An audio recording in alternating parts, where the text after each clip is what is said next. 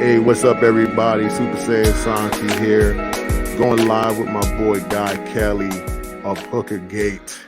Hey, everybody. Hooker Gate. I like saying that name. I ain't gonna lie to you. It's good to finally be on the show. I think we've been wanting to do this for a while now. So Yes, we did, man. And guys, I'm apologize for my microphone stand today. My microphone was giving me issues today a little bit, so I didn't use the Shure. I love my Shure, but this one doesn't sound that bad. I got to give Blue their props for this thing. I think we put too much emphasis on the equipment sometimes. Yeah, You can I do agree. good stuff with cheap stuff, and $100 microphone, and I mean it sounds crisp. It sounds very crisp. I cannot complain, and easy to just plug in. So everybody, it is not a commercial for Blue, but Blue, when you're ready to pay me, holler at the brother. So. Guy, I know we've been wanting to do this for a while. I'm super excited to have you on the show because you're a dope individual. Outside of just all you do, you're a very cool cat. You're very relaxed, down to earth. I dig that. From Cincinnati, right? I lived there for a long time. I live in Cleveland right now. Okay, but I know you're in Cleveland now, but I know you were once there in Cincinnati. I see it, you got all the Bengal stuff all over your page. Yeah. I have done a lot of work for the Bengals over the years. Okay. So I'm not Okay. actually much of a fan, but my last job, we did publications for the Bengals every year. So I met a lot of players and did photo shoots with them and met a lot of people in the front office kind of stuff. So that was a lot of fun. Nice. So the way we start this show, Guy, is by you introducing yourself to our listeners, a little bit about yourself, what you do, and your accolades as well. Pat yourself on the back, please do that, and where they can find you. I'm Guy Kelly. Most of my career has been as a graphic designer. That's kind of the work that I did for the Bengals. But I've always been an audio person and a musician. And a couple years ago, a friend of mine had an idea for a podcast called Hooker Gate, and we entered a iHeart Next Great Podcast competition. It was in 2021, and believe it or not, we won it. It was hard for me to believe it, and that kind of started me on my podcast journey. Prior to that, I wasn't really into podcasting, would listen to some every now and then, but I had never made a full podcast before, and now I'm just kind of full on into the world and getting to know everybody. And where can we find you, Guy, if we wanted to look you up? The best way is to go to my website, which is just guykelly.com, and that's GUYKELLY.com. That's the best way to find any information about me. Nice, man. So I met you in LA, right? Yes. And from LA, we clicked and met again in DC. Yep. And I kept saying, I got to get this guy on the show. So I'm super happy to have you here. And everybody, you, of course, you know me. I'm at Super Saiyan Santi. Shout out to my co-host, OG Frank, Quanta Diva Volins, Red Crocs, and also my co-founder and partner in crime, Rex Corollis. However, tonight is just myself and Guy because I had to get this brother on the show. He's always repping with me. He's always giving me hearts on my everything I post, which is dope. I appreciate that. I always check for that. For those that do that, I try to do the same back for everybody.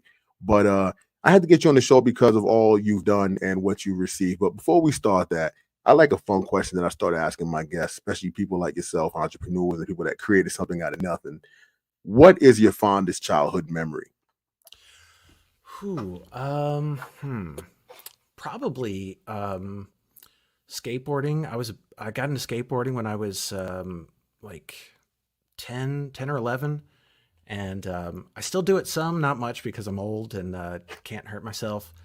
But just, long summer days, me and my brothers would go out and skateboard with a couple of kids from the neighborhood. And it was wild. We would go all over the place. I can't believe my parents would let me go out and do all that stuff by myself. But that was always my most fun, was going out and skateboarding with my friends. I remember those days, the 90s and the late 80s skateboarding was dope, man. Backpack, your headphones, good music. Yeah. Music was amazing back then, too. So it was a good music to skateboard to. When I was in college, I was a little bit older, too. I started longboarding. I'm a skateboarder too, but then I started longboarding, man. I love just being on the beach. Like I used to live in Miami, and I used to just longboard on the beach for hours. But yeah, that's great stuff right there. So you like the skateboard. Okay, cool. No wonder we click, man. I'm a boarder as well. It's a Wu-Tang. Awesome. That was my stuff. Yeah. So let's talk about a little bit about what you've done and all you've accomplished. What's been your absolute favorite sound effect to create in Hookergate? Well, there's a couple of things that come to mind because I play, sort of multiple roles on Hookergate. I'm basically the all-around audio guy. But so I, do the editing of the audio. My partner, Lindsay Byron, is the host, and she writes everything, and she does interviews. So I get all the audio in, and then I've got to edit it, process it, make sure it sounds good, and then I add the sound effects. But I'm also, writing original music for everything. And all of those different tasks sort of require a different part of my brain. They're very separate tasks, even though I'm handling them all. So for the sound effects, my favorite part was the very last scene of the first season. And I almost hesitate to say it because it involves a cliffhanger. So if you haven't, for anyone that hasn't watched it, I don't know if I want to spoil like how the first season ends. But we're setting up, something and making it feel like it's the end. And then there's a big twist at the end, and involves really big sounds. And that is probably what I'm most proud of as far as the sound effects go. So, sorry to be vague, but that just, everybody go listen to Hookergate and listen to the very last episode, because the last scene, is the best thing, my favorite thing that I did there. If I can talk about the music a little bit, I was not sure what my favorite part of the music was, because I got to do a lot of different cool stuff. But there was one character, it's a true crime story. So all these people are real, but we're like dramatizing things. So I call them characters, but they're real people. And a guy named Rodney Smith is the journalist who broke the story. And maybe in a minute, I'll give a little background about the story, because that might be useful to know. But for all the different character sets that we deal with in the show, I wrote different theme music for them, so that as the episodes go on, as we switch around between characters and storylines, I'll bring back in the theme song for a certain character that I wrote, that clues the listener into that we've changed the story and which story we're on to. And so for Rodney's, I got this idea really early on, and I started out his theme song with a beat that I made with typewriter sounds, because this was back in the day when you'd be typing everything as a journalist. So it's this, sort of hook and beat that I built out of typewriter sounds before the rest of the music kind of comes in. And that was really fun. I really like doing weird kind of stuff like that. When did this all come about for you to do all of this? I know you said that she created the idea and she came forward to you and said, this is the idea I got. What were you doing at the time when she came forward to you and said, hey, this is my idea? What were you up to? So I was a graphic designer at the time. Graphic design is what I went to college for, have a degree in fine arts, and been working as a graphic designer for 20 some years. But I've always been a musician and an audio person. So I've been a musician my whole life. And I've been writing music since I was 13. And so that's why Lindsay came to me. We've been really good friends for a long time. We've known each other for a while.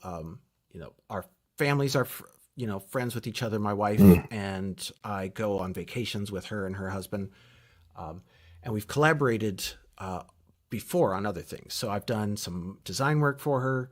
She wrote a book a few years ago, and I designed the book for her.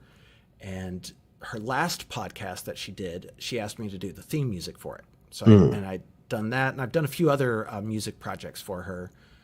So when she had this idea, she had a vision from the beginning that she wanted sound effects and original music and all these things. And I was the person that she knew that could do all of that. And so she gave me a call, and I was thrilled when she gave me the call, because I was like, this is exactly the kind of thing that I've always wanted to do. Sign me up. Like, I'm there. And did you have a job, or did you end work to do this, or you maintain your job while you did this? So I had a job at the time, and through the competition process, I had a job. After we won, my wife got a new job that moved us to Cleveland. So I was living in Cincinnati when we entered the competition and won. And then she got a new job that moved us to Cincinnati, and it was right around the same time. And so it was a good time to just sort of strike out on my own. So that's when I quit my full-time job and started doing audio full-time. Congratulations. Thank you. Was it scary to do that? It was. My wife does have a good stable 9 to 5, with a salary and a paycheck coming every day, which makes it easier. Teamwork makes the dream work. Yes, yeah, and any leaner months that I've got, it's all right with we can work through it. So, yeah, it's not easy. It's a hustle. I have a new appreciation for work, honestly. Like, I don't procrastinate anymore. When I worked in an office, like, I'd spend most of the day looking at my phone, trying to think about what can I do to fill this time before I can go home. And then, the last 30 minutes, I'm like, oh, dang it, let me try to get some work done real quick. And now, because I don't get paid unless I work, I can't sit on my phone for 8 hours and collect a paycheck. So I don't goof off at all. Like, I'm motivated to get stuff done. Yeah.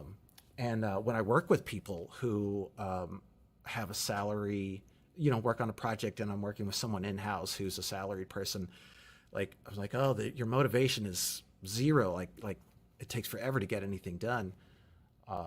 So I like it. I think it's good for me and my, habits. Yeah. It helps your creativity too, Yeah, for sure. because you're a creative person. I checked out your podcast with the one you sent me. Did some research on you. You're a musician, like, to its core.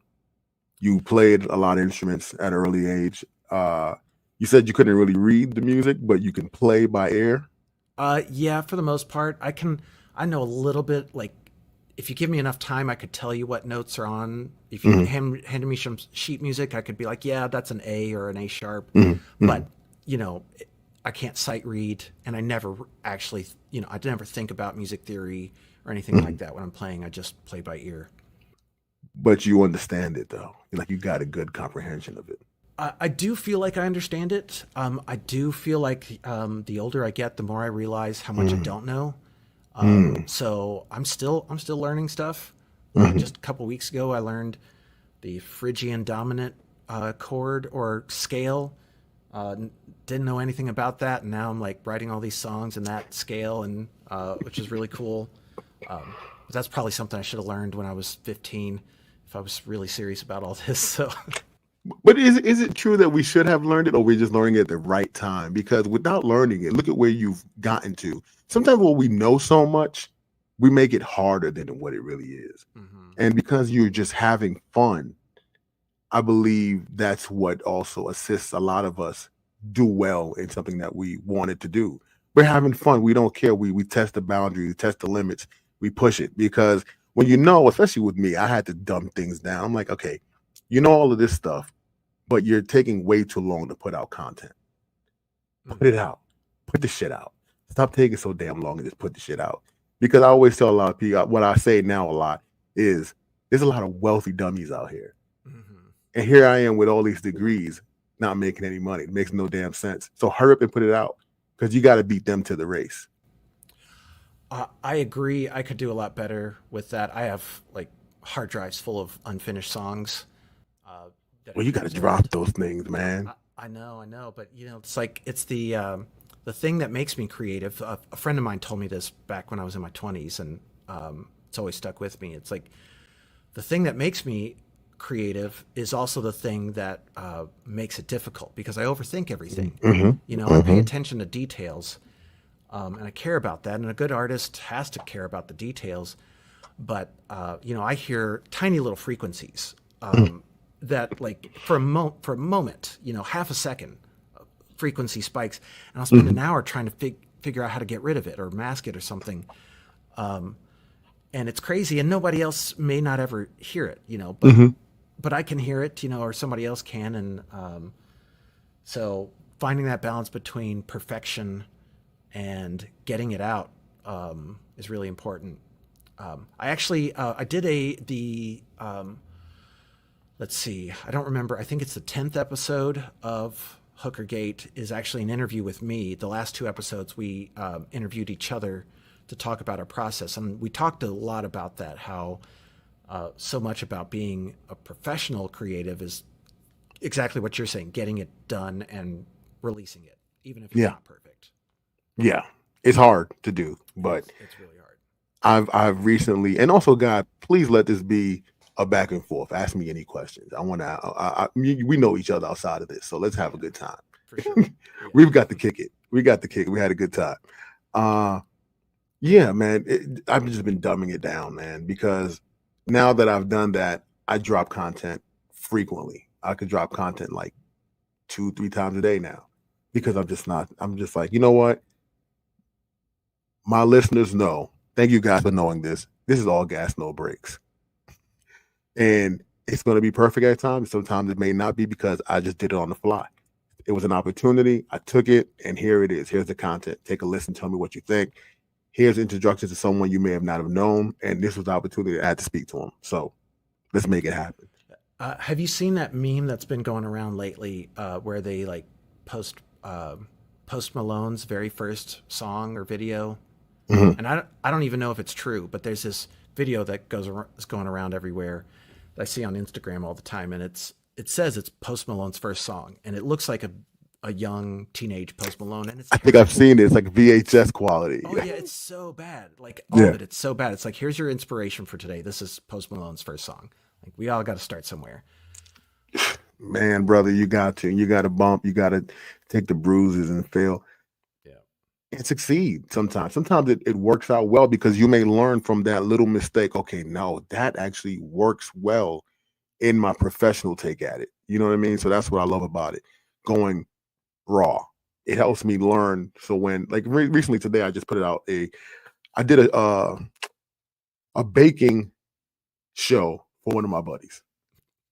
Never shot one before. I said, yo, we're going to make a baking show. I'm a podcaster. It's going to be like a podcast. I don't care. I'm going to figure it out. And I just shot it.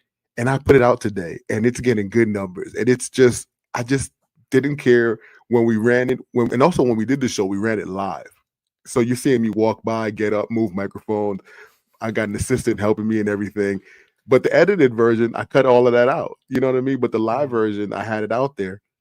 And I put it out and it's doing well. So, you never know. You got to learn it. Sometimes what I love about the world we're in today, people like to see the come up. Yeah. Well, I follow a few like woodworkers and like people who like build objects on YouTube.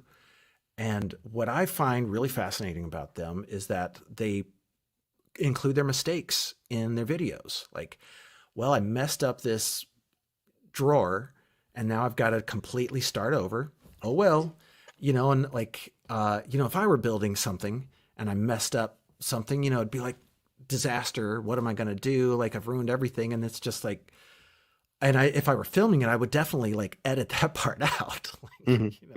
But exactly. They're showing their mistakes and it, like, well, mistakes happen. Even high quality artisans make mistakes and you just have to start over or fix it sometimes. Yeah. I'm all for it, man. So podcast movement, how have they been for you lately? How did you like them? How did you enjoy the one in LA versus DC? I liked, I have different opinions about different. Enjoyed the one in March in LA more as far as the actual conference goes. So like the layout with separate rooms and the vendors out in the hallway, the way they had it, I thought that was a lot more comfortable Mhm. than the giant room in DC where everything was all in one room. Mhm. Um, it was a With the little much. headphones. Yeah, it was too much for me. I never actually sat and put on a set of headphones and listened to No. a. Yeah, it just I don't know. It felt weird. So I just kind of walked around the whole time, Mhm. just talking to people. Um, and but even then, it was just so loud. Like every now and then I'd want to take a break because my ears were ringing. It was so loud in there. Mhm. So, Mhm. but there were a lot more. There were more people in DC, and overall, the people that I talked to and everything, I think I enjoyed that better in DC. I Mhm. enjoyed the full thing better in DC, but LA was great too. I really liked it, but I So didn't like what? yeah. Oh, no, no, I didn't want to I did interject. like the layout of how they had it set up in LA better. Yeah, I can see that. I can see that. I believe what they're doing is the ones in, from what I was told, someone is trying to explain it to me that the ones in March are more industry, more professional, whereas the ones later in the year are more of the entrepreneurs, more of the new podcasters, more of us, just the regular podcasters. So you could get more of that there. So that's what I got, the same vibe as you stated. It was more camaraderie in the DC one, whereas the one in LA was felt more professional, more business. But I got a lot of business done in LA. Mm-hmm.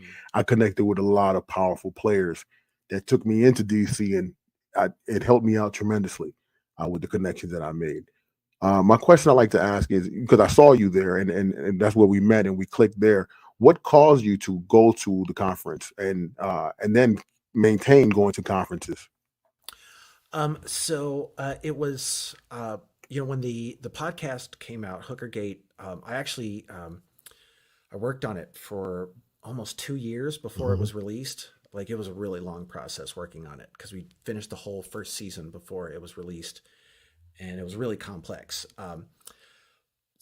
We finished it in November, and then it takes several months to get on the schedule because it's on iHeart and they run a very advanced, like well in advance. Their schedule's really far in advance. So um, it wasn't until March, so it was about 4 months that it took to actually get it on the schedule after we were finished with it. And in the meantime, I was like, well, when that comes out, I got to really start making my moves, to try to see what else I can build off of this. Mhm. And but I didn't know what to do. I didn't know anybody in podcasting. I just knew my friend who we won this contest with, and I didn't know how to meet anyone else who made podcast or might want to collaborate with someone that does what I do. Mhm. And then my brother-in-law actually was like, you should see if there's any podcast conferences. I was like, that's a great idea. so Duh. Yeah.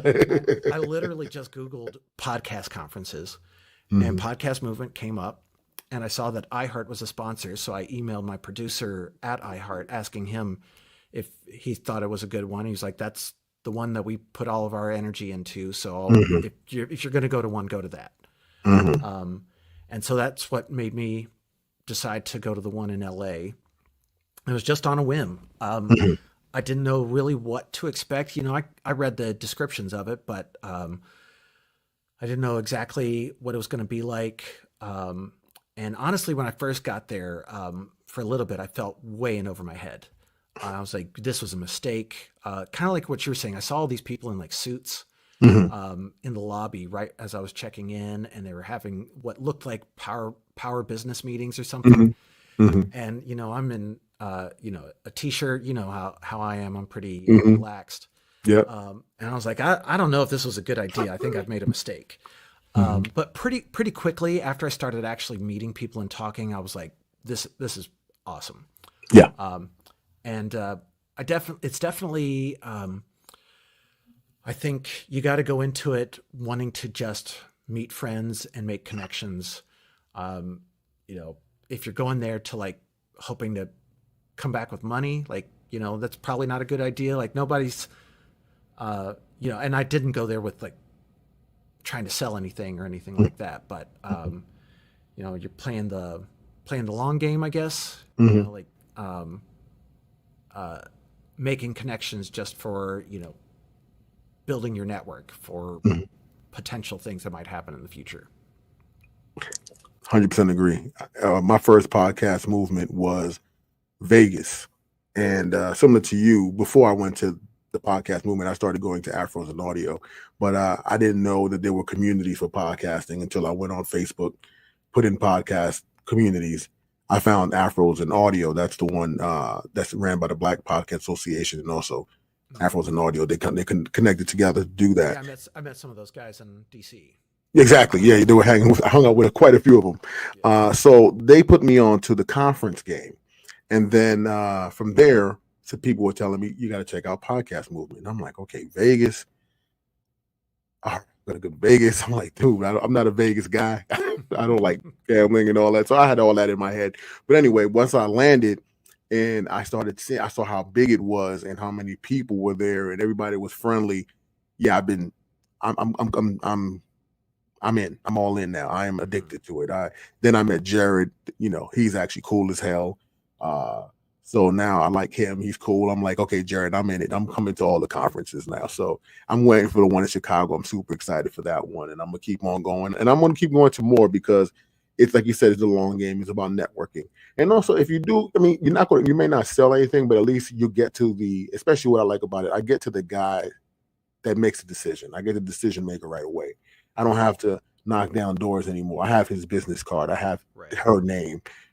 Now I'm just going right through the door, and they know me. And you know how you and I are. We get along with people very well. So when they know me, they really know me. They're cool with me. So that's what I love about it. And ever since I've been going to them, I mean, like literally weekly, I'm having a meeting with some sponsor, somebody, because I've connected with these people. Hey, Santiago, this is what he's doing. So I tell everybody out there, everybody listening, please go to these conferences. If you're a podcaster, you should go to every single one of them as possible. But Podcast Movement is one of those that I most definitely would stand by. Please attend it. I'm also about to attend Podfest in January. I think it's in January in Orlando. I think I'm going to go to that one too. It's going to be my first one. How about yourself? Awesome. I am not familiar with that one. I think I've heard of it, but I don't know anything about it. You said it's in December? I want to say January of next year, I think. Don't hold me to that, but I believe it's in January, Podfest, and it normally takes place in Orlando. Yeah, I'll have to look into that. I haven't actually made any decisions about. I haven't thought about conferences for next year, other than I want to go, but I need to actually think about what works. I'm definitely going to go at least to one of the podcast movements. I'm not sure. I'm going on a vacation right before the one in Chicago, so I got to make sure I can get all those details to work out. But I enjoy them. I'm hoping to go to both of them. Awesome. I hope to see you there. If not, Yeah, you got me on Instagram. You got me on Instagram. You got me on all my socials. So do you have a question for me? Because I can bombard you with questions, but I know you wanted to cover some topics as well. Yeah. So, let's see. We talked. I know you talked a lot about when in DC talked about using AI tools. Yeah. And I honestly have only really dabbled with some of them. So I'm curious what you're using them for and what you think of them. I'm using them for so I listened to your podcast. I forgot the name of that podcast you were on. Clipped. Yes. Great interview. Homeboy did his thing there. And you were talking about your web design and your thumbnails. AI. I'm utilizing AI for that. So when I want to create a scene or create some type of look, I create them in AI. I no longer have to reach out to a web design. Well, I want to take your money from you, but I don't got to go to a web design or art. Anyone that draws or anyone that's an artist any longer, I can just create it on the fly. I created a logo for a peer of mine just recently. He just needed a logo quickly, and I was like, bro, I can just create it for you in AI pretty fast. I think my wife was sitting there watching me. She's like, you did it in 10 minutes. So I use AI with that. Also with I use it I use it for just creating descriptions to just tighten up my language, make sure that search engine optimization is up to par. So what the words I'm using, the keywords I'm using, I use AI to assist me identify which ones will work because I want to rank first. And with doing all these things, it's helped tremendously. It's given me, I feel like now I have a staff without having a staff. Mm-hmm. Yeah. Yeah, I can see how that would be really useful. I've had really mixed results with my experimentations with AI. I I used I used the image generator in Photoshop, which I think is Mhm. basically Adobe Firefly. You know, Mhm. so Mhm. generative images. I don't know if, which service are you using for like your? So I've used Canva, and Okay. so I have a Canva account. So I Hmm. use Canva to create some my AI, and then what's the other one? Copilot. That's by Copilot. Microsoft. Yeah. Yeah. I think Microsoft has that's Microsoft. I'm not sure if it's called Copilot that creates the images, but it's from that realm. If you put in Right. Yeah. Copilot and then image generator, it'll pop up. Yeah. That one is pretty good. That's my favorite one. That's my favorite one. The one on Canva, it's okay, but the one with associated with Copilot from Microsoft, that one is phenomenal. Very good quality. Yeah, the one in Photoshop like is real hit and miss. A Hmm. lot of the stuff that I've done with it, like I find what it's really great for is like image touch ups. Hmm. So I do, I've done, I can't even tell you how many hours I've spent, cloning things out of photos in Photoshop, or doing really detailed work. These bushes are gray. Let's make them green or something like that. Hmm. Whatever. Like I've done all kinds of crazy photo manipulation stuff, and that stuff just happens like that now with AI. Like it's so Quickly. fast and it's clean and it's good quality. And I really like that. Some of the like wholesale image generation that I've tried to do, it's been real hit and miss. Hmm. Hmm. And I find with tech stuff, like writing stuff, Hmm. it sometimes isn't reliable, Hmm. and like you got to like read over it anyway to review it. Yes.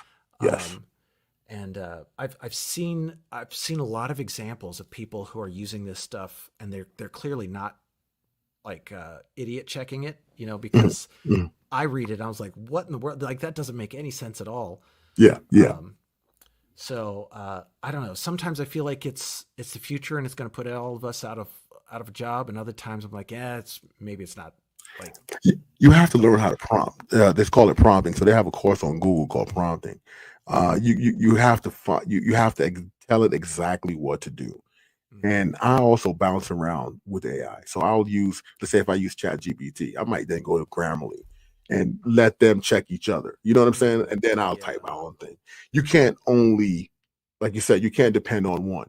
And you can tell when people do when they just don't read anything. You can't just copy and paste. If you do that, we're going to be able to tell that's AI and it sounds awful. So yes, I completely agree with you. At first, I was completely against it. I'm not going to lie to you. I was like, I don't feel like dealing with another thing to learn, and I didn't want it. But then everyone around me kept, Santi, if you use AI, it's going to be phenomenal. It's going to work for you. So I jumped on in, and let me tell you, it's changed my the time I put out content has decreased tremendously, like drastically. I could put out 3, 4 pieces of content because I'm utilizing AI to assist me just make it quicker. But you're right. You do need to dummy check it. Just don't put Mm-hmm. anything out there. Yeah. You cannot do that. You cannot do that. So let me, Yeah. let me jump into some questions for you here. Sure. Sure. So your small town roots, let's talk about that. How did that shape the way you approach the mystery and suspense elements in the sound of your work? That's a great question. The story of Hooker Gate takes place in, and maybe I should give a little background. I don't know. I shouldn't have Please, started please with do. that. We So, are, um, are you stressed on time? How you feeling? not at How's all. time? Not at all. I'm Me, good. So I am chilling. This is my evening. I got everybody cool. put tucked away, ate in bed. I'm good. Yeah, I'm good too. So we can, just roll with it. Let's Um, do it. so for anyone that doesn't know, Hooker Gate is a story about a ring of truck stop brothels in rural Virginia, Danville, Virginia, um, and it was run by a bunch of ex-cons and kind of typical, low lifes that you might find in 1970s Virginia. Um, and eventually, the prosecuting attorney in town started shaking them down for money and free girls in exchange for not prosecuting them. And that causes, big to do. People start hearing about it, and eventually the feds catch on to it. They come in, they bust the whole thing up, and it got kind of lost to history. And it was all this time later when my friend discovered this story because someone, after like her grandmother passed away, someone found in her old trunk all these newspaper clippings because she had family who was involved in this. So she saved all these newspaper clippings. And my friend who grew up in this town had never heard of the story, didn't know anything about it, and was just like, "Oh my gosh, I've got to do something with this." And that's how that all got started. So I say that just to mention that I grew up in a town very similar to Danville, Virginia. I grew up in Springfield, Kentucky. And so I know what it's like to grow up in small southern town. Like Springfield is like 3,000 people, like tiny, surrounded by tobacco farms. And that's exactly what Danville is like. So when I would work on it, I would draw from my memories about growing up. So there's this diner that many scenes take place in Hooker Gate.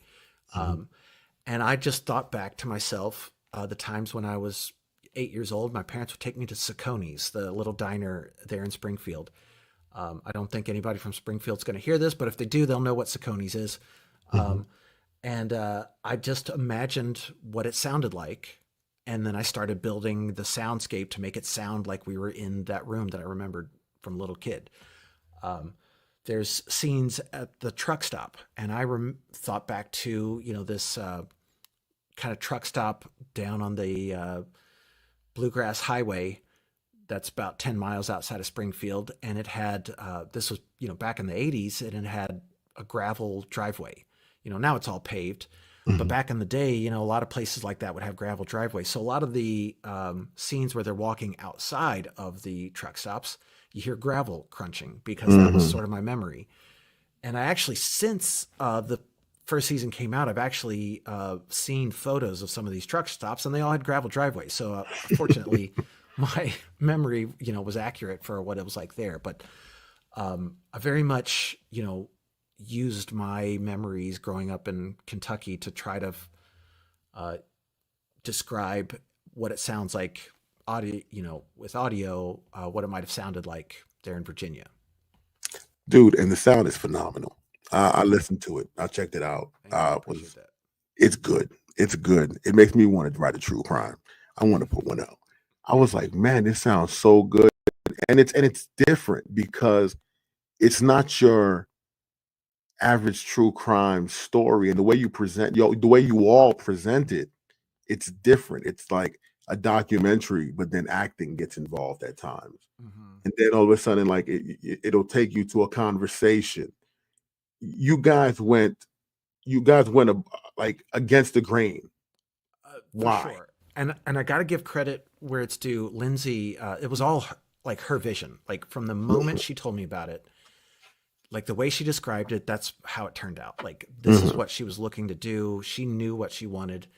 And so I got to give her credit for that. But we definitely we're trying something. We're being bold. Yeah. That's that can be risky sometimes because not everybody likes things that are different. We got a lot of people who are just like, what is it with all these different voices and everything? Like, can you just tell the story? Because they're used to sort of like straight, just a person talking and telling the story the whole time. I don't like that. I'm gonna tell you, I love the way you guys do it. You keep me involved. Like I hate when someone just tells me a story. I feel like I'm listening to an audible. This is not an audible. What we were thinking of, what I always told people, like we're making a television show without the video. But what's probably a better way to describe it is we were making an old-timey radio show. Yes. Back before TV, think of like War of the Worlds, or things like that. People gather around the radio and listen to a story where people are acting things out, and there's somebody doing sound effects, boing. Did you grow up listening to that type of stuff? Were you into that? I didn't listen to much of that. I would hear about some of it, but I didn't listen to a whole lot of it. Okay. The So reason I ask is why. I mean, she did have that idea in her mind, but you took it on. Did you go and do some research on old time radios and then create I your didn't. sounds? I didn't. I should have. Honestly, what I did, most of my research I did was watching TV shows and listening to, like, really paying attention to the music and the sound effects, which is something we don't really, most of us don't do. I don't even do it. I love music and sound, but when you're watching TV, you're so focused on the visuals, you just kind of forget about everything else. And that's, and honestly, when you do something really well with the audio, a lot of times it does fall into the background, and but you miss it if it's gone.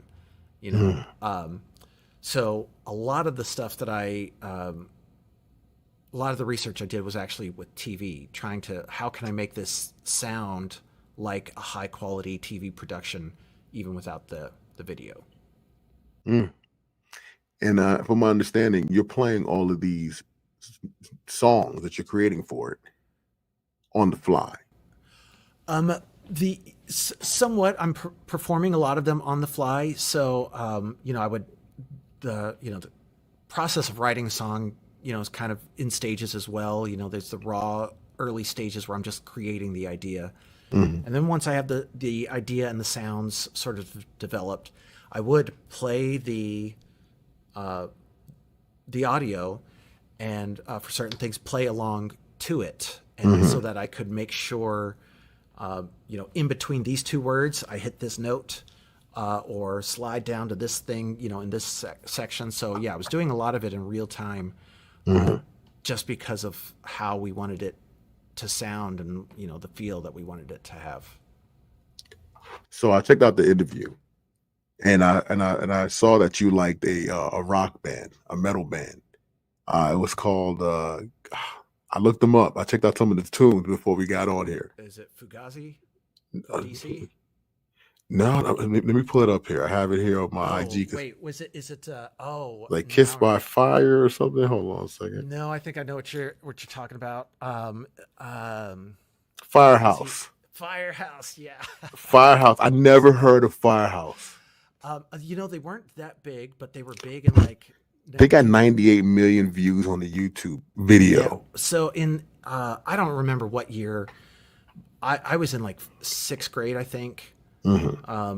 And they had a video came out on MTV, and this was before grunge, which like totally changed my life when I like saw Nirvana and that kind of stuff. But at the time, I see this band, they got this big hair. And the big hair band.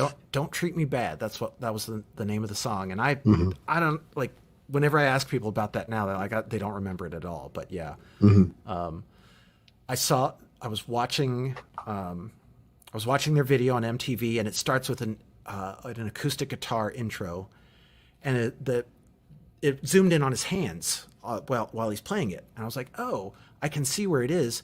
My dad's got a guitar. I bet he could look at that and teach me how to play that. And he never taught me how to play that because it was actually a lot harder than that, and I moved on to other stuff. But that was kind of one of the first things that made me think, hey, I want to start playing the guitar. So they're called Firehouse. Firehouse. I checked them out. They were not playing, man. There was some bad boys. I watched like 3 videos, like 3 of their hottest videos. I was like, okay, all right. So I can understand where you got your vibe from. I love rock. I listen to everything. Nothing holds me back. I'm just into all types of music. I love when they fuse rock with hip hop and all that good stuff. It really gets me going. How do you incorporate that type of sound into what you're doing now? Well, if you do at all. I do, but I only because because I'm not a classically trained or musician, and I don't know a lot of theory. I got to go with what I just feel, and so my what I feel is based off of what I've heard before, and I also like a lot of different stuff. I love classical music. I love a lot of hip hop. I like a lot of old country music. Pop music. I'm a hip hop head. What's your favorite hip hop? What's your Oh, favorite rap group or um, rapper?